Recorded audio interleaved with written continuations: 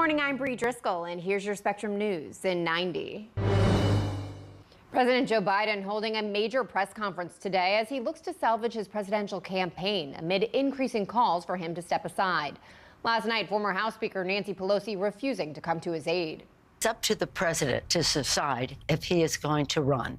We're all encouraging him to make that decision because time is running short. And Hollywood star George Clooney calling for a new candidate in a New York Times op-ed. Just weeks ago, Clooney headlined a major fundraiser for Biden. Now he says Biden is too old for another term. Many parts of the U.S. continuing to face extreme heat, with some 20 states under extreme heat advisories. Officials say at least 28 deaths can be blamed on the triple-digit threat.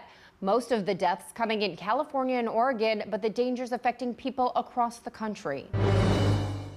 Trial of actor Alec Baldwin after witnesses answered questions yesterday in the fatal shooting of a cinematographer on the set of the movie Rust. He pointed the gun at another human being, cocked the hammer, and pulled that trigger. Baldwin has pleaded not guilty to the charges and maintains he did not pull the trigger. Those are your headlines. Now here's a look at your weather on the ones. A wet weather lingers out there across the East Coast over the next few days. Meantime, West Coast still very hot, especially across interior portions.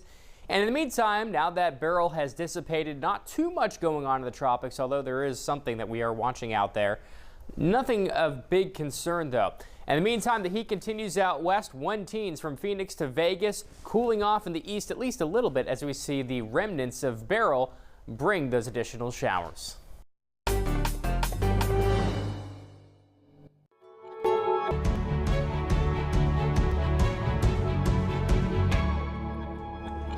Thanks so much for joining us here on Spectrum News. I'm Bree Driscoll. Today is Thursday, July 11th.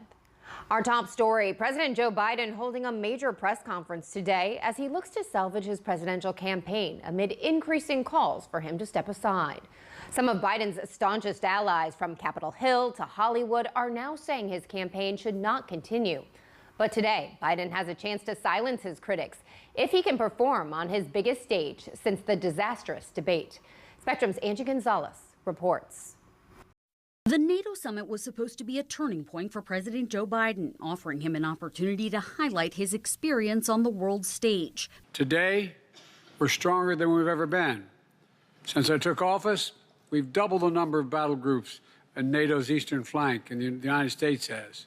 Finland and Sweden have... Members of the alliance came to the White House Wednesday night after formally declaring Ukraine is on an irreversible path to membership in NATO and calling China a decisive enabler of Russia's war against Ukraine. A joint statement from the group also announcing a series of steps they're taking to bolster Ukraine's defenses. As we speak, the transfer of F-16 jets is underway, coming from Denmark, coming from the Netherlands, and those jets will be flying in the skies of Ukraine this summer. But all this work could be eclipsed when Biden participates in a news conference to wrap up the summit tonight. The president has not done many during his time in office, but nearly 2 full weeks from his debate performance against former President Donald Trump, doubt about his chances at beating Trump this fall have only festered. As painful as this is, as much as I respect Joe Biden, as much as I love the work that he's done as a president, and we need a change. We need a change so that we can win. Nearly a dozen House Democrats have called on Biden to step aside. And now the first Democratic Senator, Peter Welch, has come forward in a Washington Post op-ed saying, "We cannot unsee President Biden's disastrous debate performance. We cannot ignore or dismiss the valid questions raised since that night." At Biden's press conference, what his critics will be watching for is how quickly he thinks on his feet and whether he's able to articulate why he's the man to take on Trump in a 2020 rematch this November. In Washington, Angie Gonzalez, Spectrum News.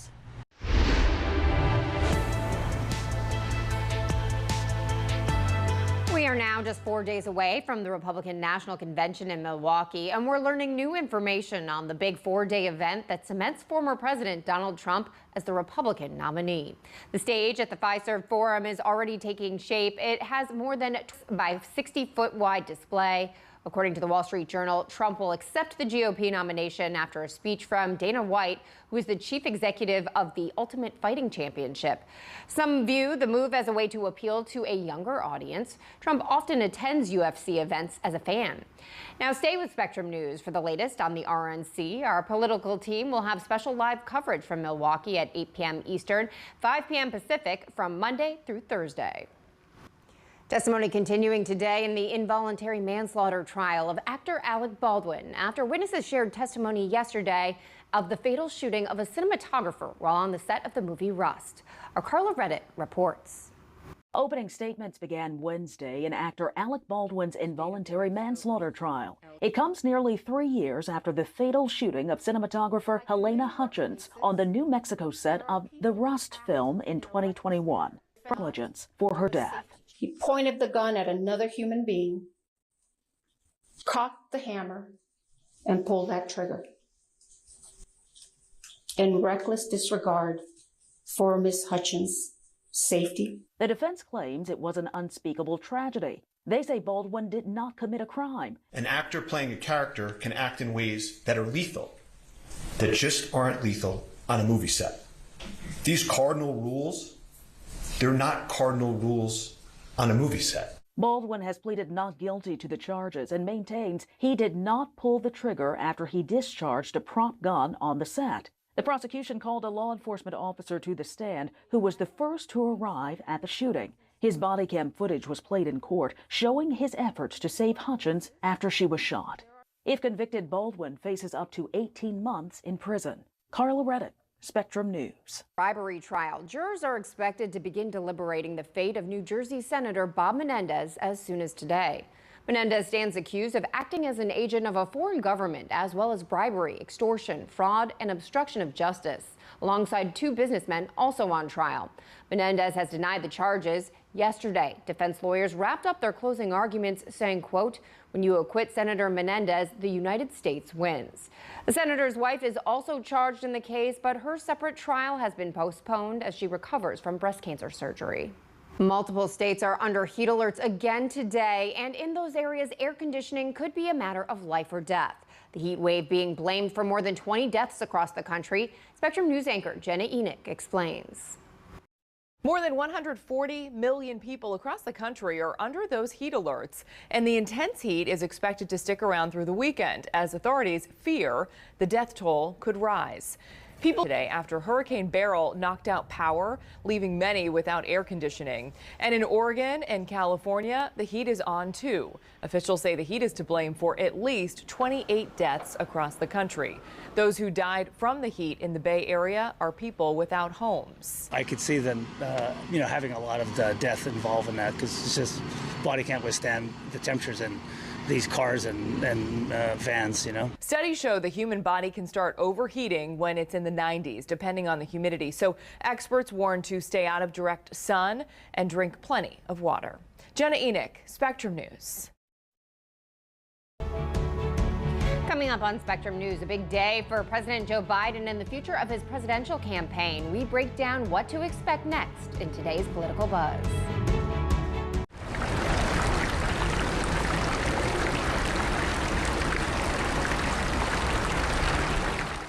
Here's the deal.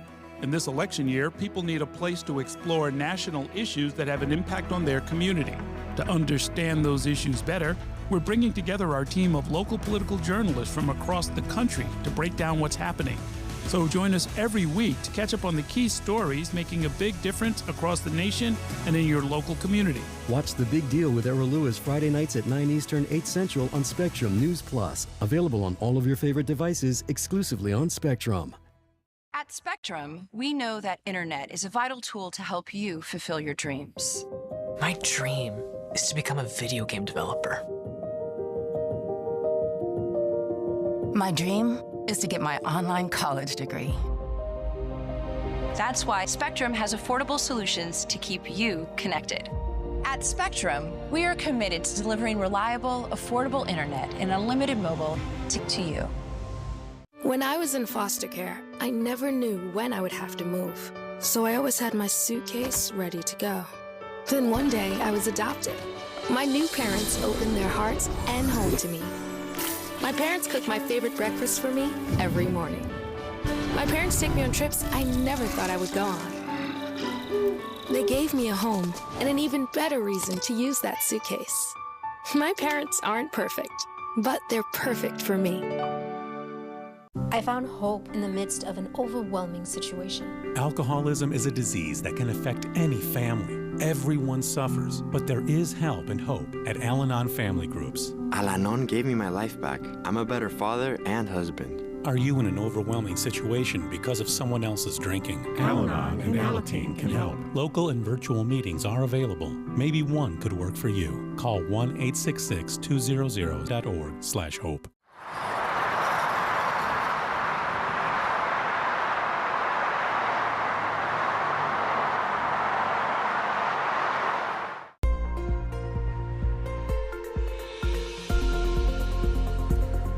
This is about the time of year the southwest monsoon starts to pick up a little bit, and that's what we're seeing across parts of Arizona today, particularly the Tucson area, but some showers and downpours possible around Phoenix later in the day today. You can see here there's not too much through early afternoon, but late afternoon into the evening we see these pop-up showers and downpours, maybe even a couple of thunderstorms as well. In that outlook I just showed you there, that yellow shading, last graphic, that's where we could see some stronger thunderstorms possible, particularly some stronger wind gusts possible there today into tonight. Otherwise, overnight it's mostly dry, and then we kind of continue in this pattern across the southwest parts of Arizona and New Mexico. Downpours, showers, and storms. Some of these could contain some strong wind gusts from time to time. Otherwise, these are going to be fairly hit or miss. So even though there's a chance of rain over the next few days, pretty much each day around the Phoenix area, Tucson area, and parts of New Mexico, doesn't mean you're guaranteed to get it. That's how it typically is here during that monsoon. In the meantime, the heat continues across parts of the west. You can see San Francisco at 80 degrees today. That's one of the warmest days they've had recently. They've been blessed with the sea breeze there. That's kept them a bit cooler, but that's not the case as much today. Vegas, of course, just shy of 120. Seattle, 82 today. Los Angeles, 86 for the high today. Overnight lows still staying pretty warm in some spots. And that's the same case out on the East Coast. Look at these overnight lows tonight. Most of us just falling back to the 70s. And in general, most of us around the 90s. So not as hot as what it was earlier in the week, but still pretty stifling out there, with Boston at 91, Washington, Atlanta right around 93 degrees for today, and Miami 88 degrees as well. So certainly still very warm out there for today. Now there could be some slight changes as we start to see maybe a few more showers. I'll show you that coming up here in less than 10 minutes.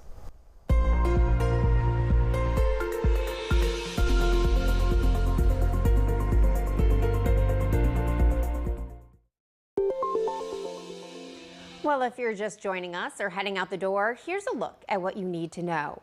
President Joe Biden holding a major press conference today as he looks to salvage his presidential campaign amid increasing calls for him to step aside. Biden facing tough questions after he meets with world leaders at the 75th anniversary NATO summit. Many parts of the U.S. are continuing to face extreme heat, with some 20 states under extreme heat advisories. Officials say at least 28 deaths can be blamed on the triple-digit threat. And a trial of actor Alec Baldwin. Witnesses sharing testimony yesterday in the fatal shooting of a cinematographer on set of the movie Rust. And that's a look at what you need to know this morning.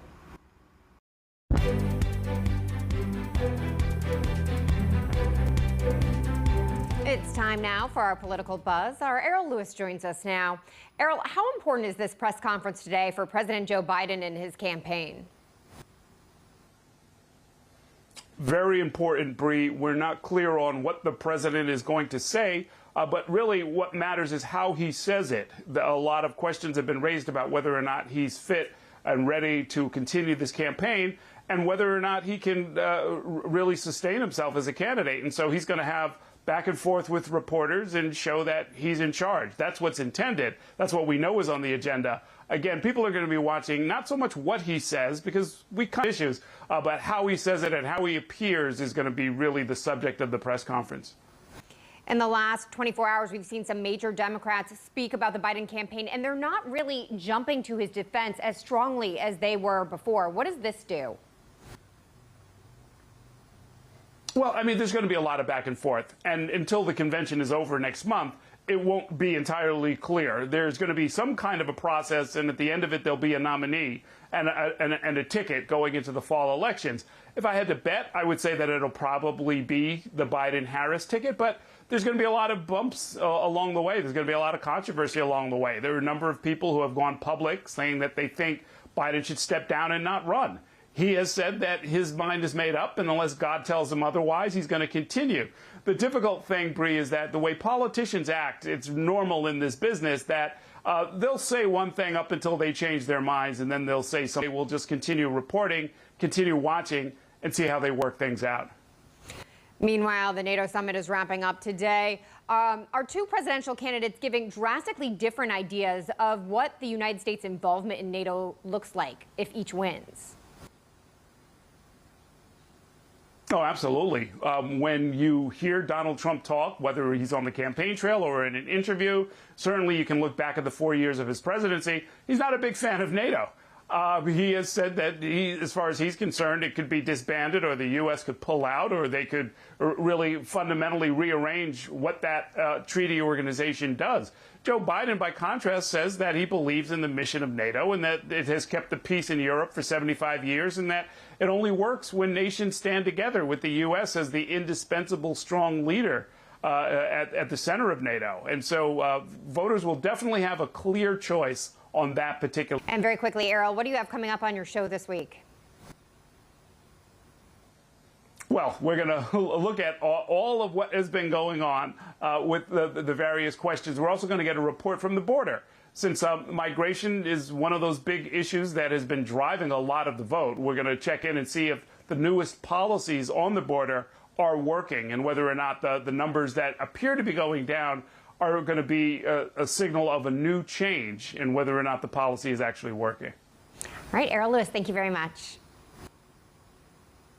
Another Boeing plane facing another issue, this time at Tampa International Airport. Take a look at this video.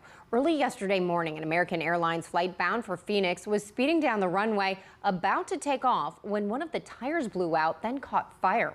The airport tells us the Boeing 737 taxied to the end of the runway, where the passengers and crew members got off the plane and took a bus back to the terminal. Other flights. Just ahead on Spectrum News, how one woman is harnessing her flower power and hoping to inspire others.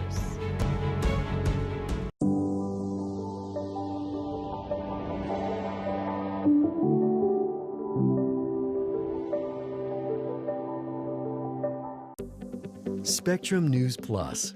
News from a new perspective, dedicated to refreshing storytelling and empowering communities across the nation. With balanced reporting, providing real context and in-depth coverage 24 hours a day. Here's a look at your forecast across the country. Local stories, connecting communities. We are Spectrum News Plus. Streaming now on the Spectrum News app and free with your Spectrum subscription.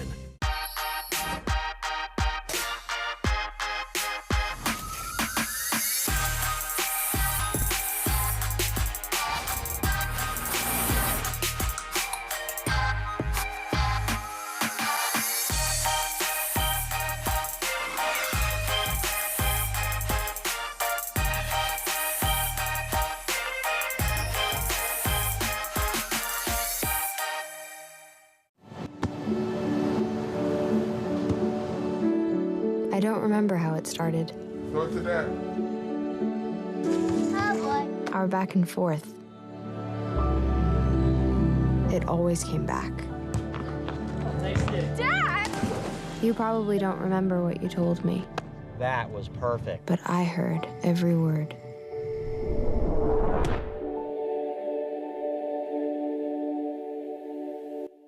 Hey, Bobo, do trees tell each other stories? I'm sorry. I'm afraid I don't know that. Hey, why don't we go find... Listen.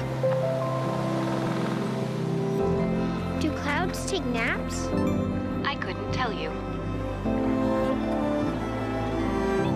Dad, do stars visit their friends? Look!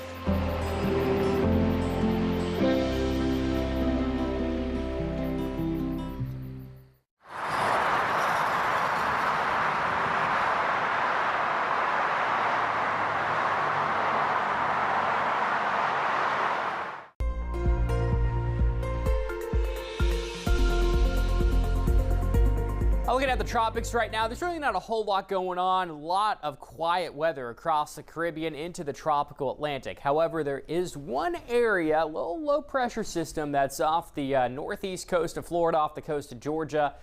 This is where we're not really too likely to see some tropical development, although your general non-tropical low is towards the northwest over the coming days. Now, whether or not we see any development with this, again, the chances of that very low. We will see some increased rain across parts of the East Coast, particularly heading into tomorrow. A little bit today across the South and North Carolina coast, but again, particularly tomorrow heading through the Mid-Atlantic, so parts of, say, just east of D.C., heading into South Jersey, down to the eastern part of North Carolina. This is where we're going to see most of the rainfall and where we have the biggest flash flooding risk, although still some areas to the west will see some moisture from this.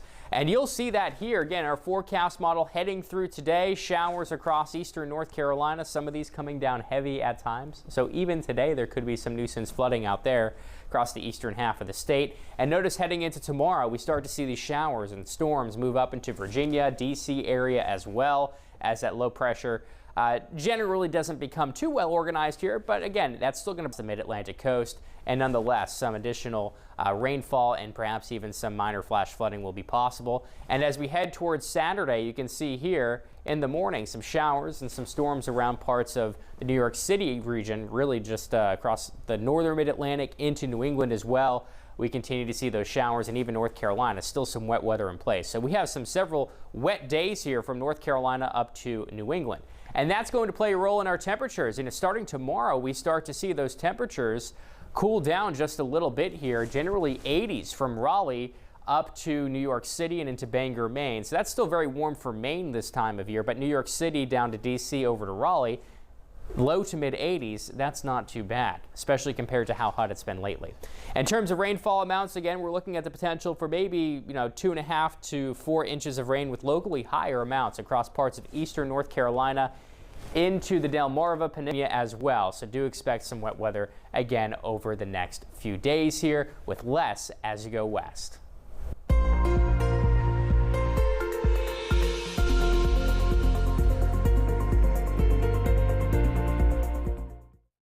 Virginia is now the latest state moving to limit or ban cell phone use in public schools. State leaders say it's part of an effort to limit classroom distractions and the threat to mental health. Spectrum's Ariel Wessler spoke to Virginia's Secretary of Education and has a look at the new order. Virginia Governor Glenn Youngkin ordering the state's Department of Education to create guidelines for a cell phone-free education. The access to phones, the access to social media while in school is harming our kids, and it just became impossible to ignore. Virginia's Secretary of Education Amy Guidera tells me she is working on the plan.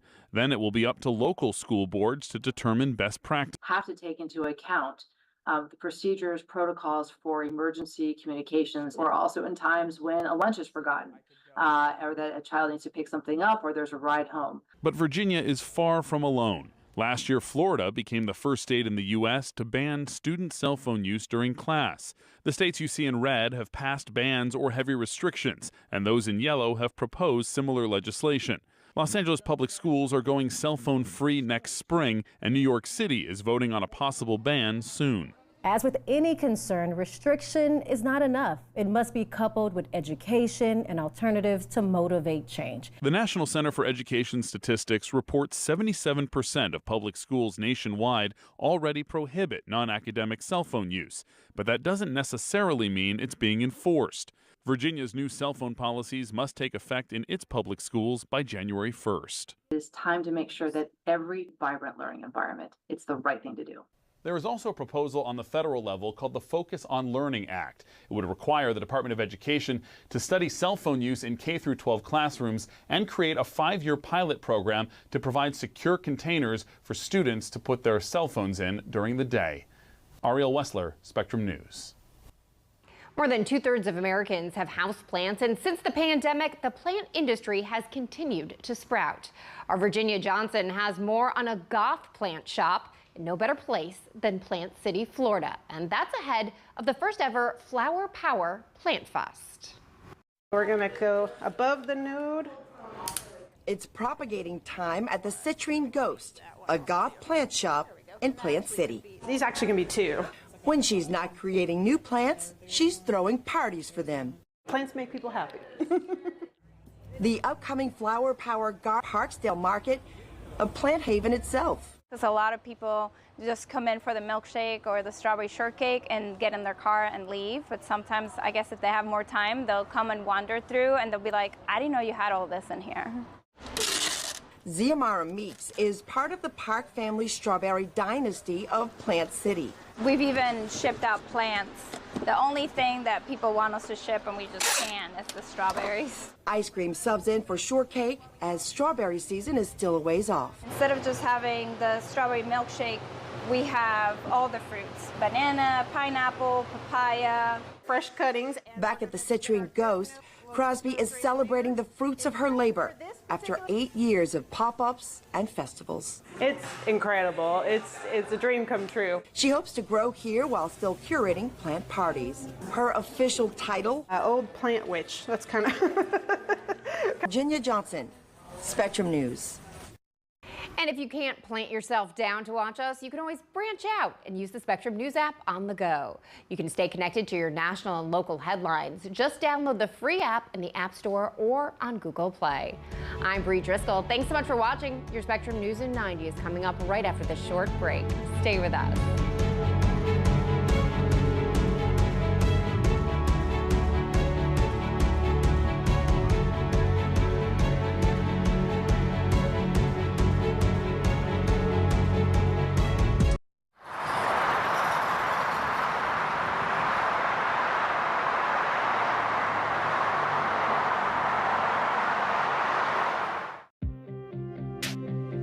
The 2024 election will decide who leads our nation and the balance of power in Congress, impacting all of us. From Capitol Hill to the Oval Office, balanced, in-depth coverage with our dedicated experts in local politics. Strengthening democracy by informing your community. That's our mission. Available on all of your favorite devices, exclusively on Spectrum. At Spectrum, our workforce of over 100,000 employees are all located right here in the U.S. You can find them in our stores, in the field, and in our call centers with 100% U.S.-based customer service. Our team works hard to provide the towns, cities, and neighborhoods they live in with the reliable services that everyone counts on, making us one of America's most trusted companies. We're Spectrum, creating jobs and opportunities across the country, and proud to be 100% U.S.-based. When I never graduated from high school, I realized I wanted to go back to school because I didn't want to work these back-breaking jobs the rest of my life. What the hell? That was all the motivation that I needed to come back to school. I felt accomplished, made me feel that I could take on whatever challenges life throws at you. Find free adult education classes near you at finishyourdiploma.org. My mother was always very familiar with her neighborhood, but one day she stopped at the stop sign for much longer than usual, and she didn't know whether she should go forward or turn, and she wasn't even really sure where she was at. It was very unsettling for her. I felt so much better after my son told me, "Mom, I don't want you to worry or be afraid. I'll be there for you and we'll figure it out."